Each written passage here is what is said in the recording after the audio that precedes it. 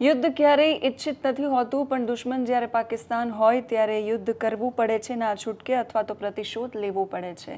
પહેલગામ હુમલામાં જે 26 નિર્દોષ લોકોનો જીવ ગયો, એ લોકોનો શું વાંક હતો? આ સવાલ જ્યારે પૂછાય છે ત્યારે સવાલ હજુ યથાવત જ છે કે 26 લોકોનો શું વાંક છે કે એમના જે આરોપીઓ છે, એમને જે આતંકીઓએ એમની સાથે કૃત્ય કર્યું છે, એ આતંકીઓ કેમ નથી પકડાયા? અને આ બધા જ સવાલો થાય ત્યારે પ્રતિશોધ પાકિસ્તાન સામે લેવાય એવી ભાવના દરેક ભારતીયના મનમાં આવે છે. એ સ્વાભાવિક છે. ભારત અને પાકિસ્તાન વચ્ચે છેલ્લા 4-5 દિવસ કરતાં વધારે સમયથી જે તણાવપૂર્ણ પરિસ્થિતિ ઊભી થઈ છે, એ પરિસ્થિતિની વચ્ચે ગઈકાલે સાંજે 5 વાગે અમેરિકાના રાષ્ટ્રપતિ ડોનાલ્ડ ટ્રમ્પે એક ટ્વીટ કર્યું અને ટ્વીટ કરીને લખ્યું કે ભારત અને પાકિસ્તાન બંને દેશો અને બંને દેશોના ઘણા બધા નેતૃત્વ અને અધિકારીઓ સાથે વાતચીત કર્યા પછી બંને દેશ એ વાત પર સહમત થયા છે કે હવે યુદ્ધ વિરામ લેવામાં આવશે. પાકિસ્તાને જાહેરાત કરી, ભારતે જાહેરાત કરી. આજે ફરી પાછું ટ્રમ્પે બીજું એક ટ્વીટ કર્યું, જે તમે પાછળ સ્ક્રીનમાં જોઈ શકો છો. અને એ ટ્વીટ કરવાની સાથે એમણે એવું લખ્યું કે જો યુદ્ધ થયું હોત તો હજારો લાખો નિર્દોષ લોકો છે એ મરાયા હોત. જેમ મેં પહેલાં કહ્યું, યુદ્ધ ક્યારેય ઈચ્છિત નથી હોતું, પણ જ્યારે આતંકના આંકાઓ તમારા દ્વારે આવી અને તમારા નિર્દોષ નાગરિકોને મારીને જાય ત્યારે દરેક વખતે સાખી લેવાનો સમય પણ નથી હોતો અને એટલે જ પ્રતિશોધ લેવાય છે. પણ ટ્રમ્પે જે વાત કરી એમાં કે હજારો વર્ષો પહેલાંની સમસ્યા કાશ્મીર, એના ઉકેલ મુદ્દે હું વાતચીત કરીશ બંને દેશો સાથે, અને એ નિવેદન ટ્રમ્પનું જેવું આવ્યું એટલે પાકિસ્તાન છે એને જાણે ગલગલિયા થયા હોય એમ એ ખુશીથી ઉછળી પડ્યું.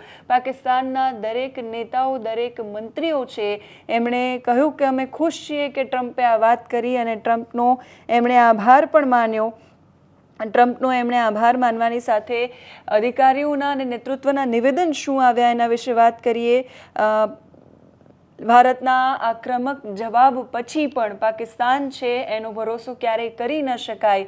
પાકિસ્તાને ગઈકાલે ફરી એકવાર સીઝ ફાયર વાયોલેશન કર્યું અને પછી આજે એવું નિવેદન આપ્યું કે અમે યુદ્ધ વિરામનું નિષ્ઠાપૂર્વક પાલન કરીશું. આ તો ભારત છે કે જે અમારા પર હુમલા કરી રહ્યું છે અને અમારા સૈનિકો સંયમથી બેઠા છે. ભારતે ક્યારેય નિર્દોષ નાગરિકો કે પાકિસ્તાની સૈનિકો પર હુમલો નથી કર્યો. ભારતે આતંકના આકાઓ પર હુમલો કર્યો છે, પણ પાકિસ્તાન છે જૂઠાણા ફેલાવાના, જૂઠાણાનો સરદાર એવું પણ કહી શકાય. એટલે નિવેદનો એવા આપી રહ્યું છે. પાકિસ્તાને ટ્રમ્પના નિવેદનનું પણ સ્વાગત કર્યું છે અને પાકિસ્તાનનું જે વિદેશ મંત્રાલય છે એને એના ટ્વિટર પર પોસ્ટ લખી છે અને કહ્યું છે કે અમે ભારત અને પાકિસ્તાન વચ્ચેના યુદ્ધ વિરામ કરારમાં અમેરિકાની ભૂમિકાને સમર્થન આપીએ છીએ.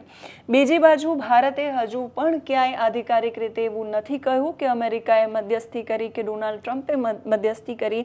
એટલે એક તરફ એવું લાગી રહ્યું છે કે ટ્રમ્પ છે એ ભારતને અને ભારત સાથે મજાક કરી રહ્યું છે, અને બીજી બાજુ પાકિસ્તાન છે જે દાવાઓ પર દાવાઓ કરતું જઈ રહ્યું છે. આગળ એ વિદેશ મંત્રાલય પાકિસ્તાનનું જે ટ્વિટર પર લખે છે કે આ તણાવ ઘટાડવા અને પ્રાદેશિક સ્થિરતા તરફનું એક પગલું છે, અને સાથે એવું પણ લખે છે કે જમ્મુ અને કાશ્મીરના વિવાદના ઉકેલ અંગે ટ્રમ્પના નિવેદનની પ્રશંસા કરીએ છીએ. એક એવો મુદ્દો છે જે દક્ષિણ એશિયાઈ અને એનાથી આગળની શાંતિ અને સુરક્ષા માટે મહત્વપૂર્ણ છે. અમે રાષ્ટ્રપતિ ટ્રમ્પની જમ્મુ અને કાશ્મીરના વિવાદના ઉકેલ માટેના પ્રયાસોને સમર્થન આપવાની તૈયારીની પણ પ્રશંસા કરીએ છીએ. પાકિસ્તાન એ પણ ઈચ્છે છે કે જમ્મુ અને કાશ્મીરના વિવાદનો કોઈ પણ ઉકેલ સંયુક્ત રાષ્ટ્રના ઠરાવ અનુસાર થવો જોઈએ. આનાથી કાશ્મીરી લોકોના મૂળભૂત અધિકારોનું રક્ષણ સુનિશ્ચિત થવું જોઈએ. હવે કાશ્મીરીઓના કયા અધિકારોની વાત પાકિસ્તાન કરી રહ્યું છે એ સમજાઈ નથી રહ્યું, કેમ કે પાકિસ્તાન પોતે જમ્મુ કાશ્મીરના અલગ અલગ વિસ્તારોમાં ડ્રોન હુમલા કરી રહ્યું છે. એક તરફે નાગરિકોની સુરક્ષાની વાત કરી રહ્યું છે, એ દેશ નાગરિકોની સુરક્ષાની વાત કરી રહ્યો છે જે પોતાના નાગરિકોને આવી રીતે ઢાલની જેમ ઉપયોગ કરે છે. જો પાકિસ્તાનને ખબર હતી કે ભારત છે એ પ્રતિકાર કરવાનું છે તો એ સમયે એરસ્પેસ બંધ રાખવી જોઈએ. પાકિસ્તાને ન કર્યું અને એરસ્પેસ ચાલુ રાખી, અને ભારતે ત્યારે પણ સંયમ દાખવ્યો. ભારતે નિર્દોષ નાગરિકોને નથી માર્યા. પણ પાર્થ, સવાલ એ છે કે પાકિસ્તાનના દરેક વ્યક્તિઓ, રક્ષા મંત્રી કહી રહ્યા છે કે આતંકવાદ પર ભારતની સાથે વાત કરીશું. એમના જે આંતરરાષ્ટ્રીય બાબતોના નિષ્ણાંત છે હુમા, એ પણ એવું કહી રહ્યા છે કે આ તો સોનામાં સુગંધ પડવા જેવું છે કે ડોનાલ્ડ ટ્રમ્પે કાશ્મીરની વાત કરી. એ એવું કહી રહ્યા છે કે કાશ્મીરના મુદ્દાને દબાવી નહીં શકાય. કાશ્મીરનો મુદ્દો આમ પણ ઘણા બધા વર્ષોથી બહુ ચર્ચામાં રહેલો મુદ્દો છે. સવાલ એ છે કે એક તો પહેલા તો ટ્રમ્પ ભલે કહી રહ્યા હોય કે એણે મધ્યસ્થી કરાવી છે, પાકિસ્તાને મધ્યસ્થી ગાઈ રહ્યું છે, અને ભારત છે જેણે સ્વીકાર નથી કર્યો, કેમ કે ભારતના ડીજીએમઓ અને પાકિસ્તાનના ડીજીએમઓ એ સીધી વાત કરી હતી. આપણા જે વિદેશ સચિવ છે એમણે પણ એ વાતનો સ્વીકાર નથી કર્યો અને કોઈ અધિકારિક રીતે પુષ્ટિ પણ નથી થઈ કે અમેરિકાએ મધ્યસ્થી કરી છે. સવાલ એ છે કે અમેરિકાને આટલો બધો કાશ્મીરમાં રસ કેમ છે? કેમ કે અગાઉ ઇમરાન ખાન વખતે પણ એમણે પ્રયાસ કર્યો હતો અને કહ્યું હતું કે કાશ્મીર નો મુદ્દો ઉકેલીશું અમે. અત્યારે પણ એ વાત કરી રહ્યા છે. એટલે એ મધ્યસ્થી ઈચ્છી રહ્યા છે, એ ઉકસાવી રહ્યા છે ભારત પાકિસ્તાન વચ્ચે યુદ્ધ થાય એના માટે, કે બીજો એમનો શું પાછળનો એવો હેતુ તમને લાગી રહ્યો છે કે હોઈ શકે? આપણે આઝાદી વખતથી વાત કરીએ, જમ્મુ કાશ્મીર એ જબરજસ્ત રીતે સાઉથ એશિયામાં એક ડિસ્પ્યુટેબલ જગ્યા છે, બરાબર? જવાહરલાલ નહેરુ, ભારતના પ્રથમ વડાપ્રધાન, એ યુએનના પ્લેબિસાઇટના સમર્થક હતા. એમણે સ્વીકારી લીધું હતું કે સંયુક્ત રાષ્ટ્રો અહીંયા એક પ્લેબિસાઇટ કરાવડાવે. નાગરિકો પોતે જ નક્કી કરે કે અમારે ક્યાં જવું છે, પાકિસ્તાનમાં કે હિન્દુસ્તાન જોડે, ભારત જોડે. પરંતુ સરદાર સાહેબે ના પાડી હતી. કેમ? કે પશ્ચિમી જે તાકાતો છે એ વખતે એ જ હતા, અમેરિકાને, એ લોકો આનો કોઈ ઉકેલ ઈચ્છતા જ નથી, જેન્યુન ઉકેલ. રહી વાત વર્તમાનની કે ડોનાલ્ડ ટ્રમ્પને કેમ રસ પડ્યો છે, તો એક કારણ એ હોઈ શકે કે જમ્મુ કાશ્મીરનું જે રિયાસી જિલ્લો છે ત્યાં ગયા વર્ષે લિથિયમનો સૌથી મોટો જે જથ્થો છે મળી આવ્યો છે. અચ્છા, લિથિયમ એ ક્રિટિકલ મિનરલ છે. અચ્છા, ક્રિટિકલ મિનરલ લિથિયમ થકી તમે ઇલેક્ટ્રિક વ્હીકલમાં મોનોપોલી પ્રાપ્ત કરી શકો છો. અને હાલમાં મોનોપોલી કોની છે ઇલેક્ટ્રિક વ્હીકલમાં? 85% ઇલેક્ટ્રિક વ્હીકલમાં ચાઇનાની. એટલે ડોનાલ્ડ ટ્રમ્પ તો બિઝનેસમેન છે, આપણે બધા જાણીએ છીએ. જેમ યુક્રેનમાં એમને મિનરલ પર નજર હતી, એમ જમ્મુ અને કાશ્મીરના મિનરલ પર એની નજર છે. વાત કરીએ પાકિસ્તાની સેનાની, તો પાકિસ્તાની સેના આ મુદ્દાને ઇન્ટરનેશનલાઇઝ કરવા માંગે છે. 370 આપણે કાઢી નાખી કલમ, એટલે જમ્મુ કાશ્મીરમાં વિકાસ આવ્યો, જમ્મુ કાશ્મીરમાં ઇન્વેસ્ટમેન્ટ આવ્યું. જેમ કે યુએઈની એક એમિરાટ કંપની છે, $500 બિલિયન અહીંયા ઇન્વેસ્ટમેન્ટ કરવાની હતી.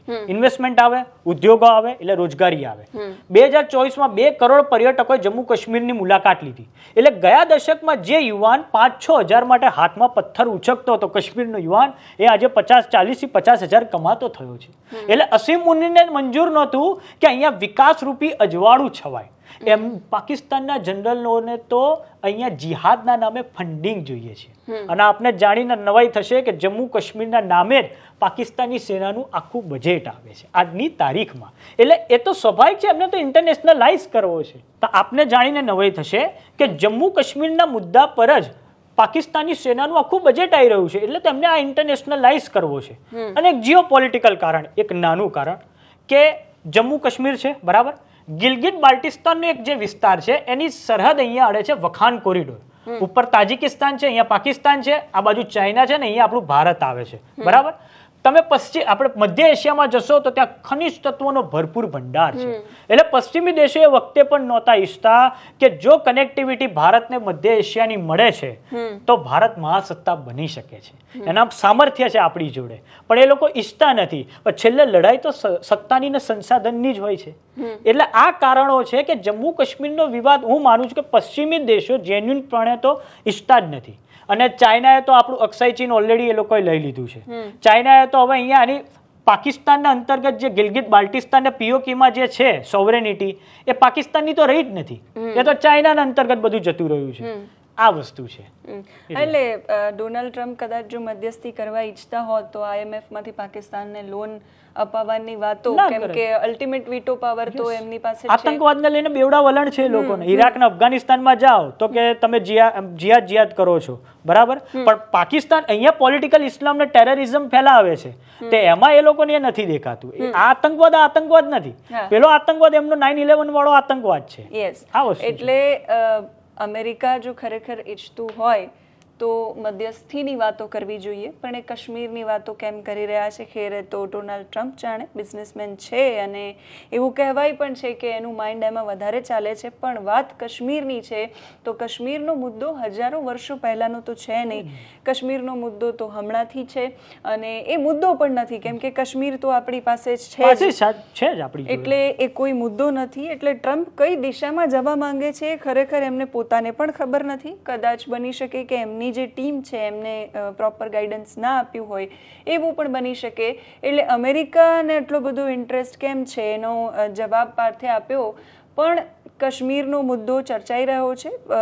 ટ્રમ્પે ભલે વાત કરી હોય, પાકિસ્તાનીઓ ભલે ખુશ થઈ રહ્યા હોય, પણ ભારત તરફથી જ્યારે બ્રીફિંગ કરવામાં આવશે આનું, ત્યારે ખબર પડશે કે હકીકત શું હતી. અમેરિકાએ ખરેખર મધ્યસ્થી કરી છે કે પછી ડાયરેક્ટ વાતચીત થઈ છે. આમ પણ પાકિસ્તાન છે એના રક્ષણ મંત્રીએ પણ કહ્યું હતું કે સિંધુ જળ સંધિ છે, આતંકવાદ છે અને કાશ્મીર છે, આ મુદ્દાઓ પર ભારત સાથે એ ચર્ચા કરવા માંગે છે. અને હું એક જ વસ્તુ કહીશ, તત્કાલીન વડાપ્રધાન અટલ બિહારી વાજપેયીનું વાક્ય, જમ્મુ કાશ્મીરની સમસ્યાનો ઉકેલ 3 શબ્દોમાં છે: જમહુરિયત, ઇન્સાનિયત અને કાશ્મીરિયત.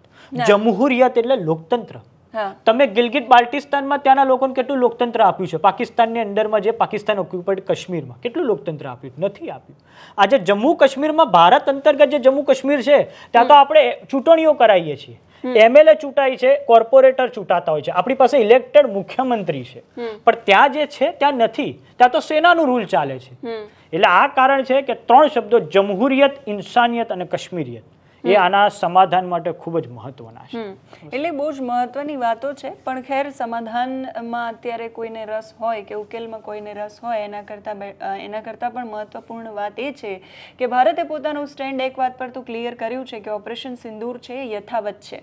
એટલે હજુ પણ પાકિસ્તાનની કોઈ નાપાક હરકતો જો થશે તો એને જડબાતોડ જવાબ અને એને ઊંધે કાંધ પછાડવાની કાર્યવાહી પણ ભારત છે એ કરી શકે છે. તમે શું માની રહ્યા છો એ કમેન્ટ કરીને કહેજો. અત્યારે આ વિડીયોમાં બસ આટલું જ. નમસ્કાર.